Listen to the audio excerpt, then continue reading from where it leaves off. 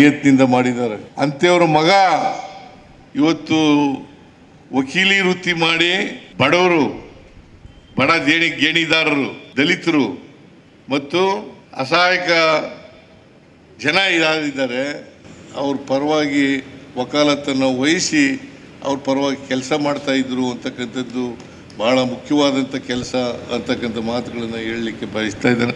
ನಾನು ಕೇಳಿದೆ ಎಷ್ಟು ವರ್ಷ ಲಾಯರ್ ಕೆಲಸ ಮಾಡಿದ್ರಿ ಅಂತ. 5-6 ವರ್ಷ ಲಾಯರ್ ಕೆಲಸ ಮಾಡಿದೆ. ಆ 5-6 ವರ್ಷನೂ ಕೂಡ ಉಚಿತವಾಗಿ ವಕಾಲತ್ತು ಆಗ್ತಾ ಇದೆ ಅಂತಕ್ಕಂಥ ಮಾತುಗಳನ್ನು ಹೇಳಿದ್ರು.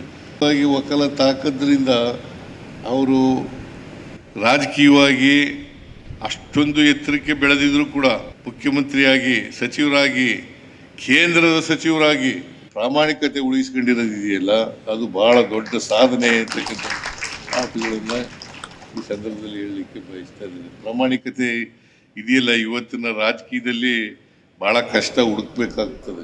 ಇವರು ಮಾಡ್ತಾ ಇರ್ತಕ್ಕಂಥ ಕೆಲಸ ಇದೆಯಲ್ಲ, ಮೊಯ್ಲಿ ಅವರಿಗೆ ಹೈಸ್ಕೂಲ್ನಲ್ಲಿ, ಇದು ಭಾಳ ಉತ್ತಮವಾದಂಥ ಕೆಲಸ. ಸಮಾಜದಲ್ಲಿ ಕಟ್ಟ ಕಡೆಯ ವ್ಯಕ್ತಿ ಡ್ರಾಪ್ಔಟ್ ಆಗ್ತಾ ಇದ್ದಂಥವನು, 35% ತಗೊಂಡಿರ್ತಕ್ಕಂಥವನು, ಅವರಿಗೆ ಮೊದಲನೇ ಆದ್ಯತೆ ಕೊಡ್ತಾ ಇರ್ತಕ್ಕಂಥದ್ದು ಭಾಳ ಒಳ್ಳೆಯ ಕೆಲಸ. ಹರ್ಷ ಅವರೇ, ಇದನ್ನು ಮುಂದುವರಿಸ್ತಕ್ಕಂಥ ಕೆಲಸವನ್ನು ನೀವು ಮಾಡಬೇಕು ಅಂತಕ್ಕಂಥ ಮಾತುಗಳನ್ನು ಹೇಳಲಿಕ್ಕೆ ಬಯಸ್ತಾ ಇದ್ದೀನಿ. ನಮಗೂ ನಮ್ಮ ಸರ್ಕಾರದಿಂದ ಏನಾದರೂ ಸಹಾಯ ಬೇಕು ಅನ್ನೋದಾದರೆ ದಯಮಾಡಿ ಕೇಳೋದಿಲ್ಲ ಅಂತ ಮಾನ್ಯ ಮೊಯ್ಲಿ ಅವರು ಹೇಳ್ತಾ ಇದ್ದಾರೆ.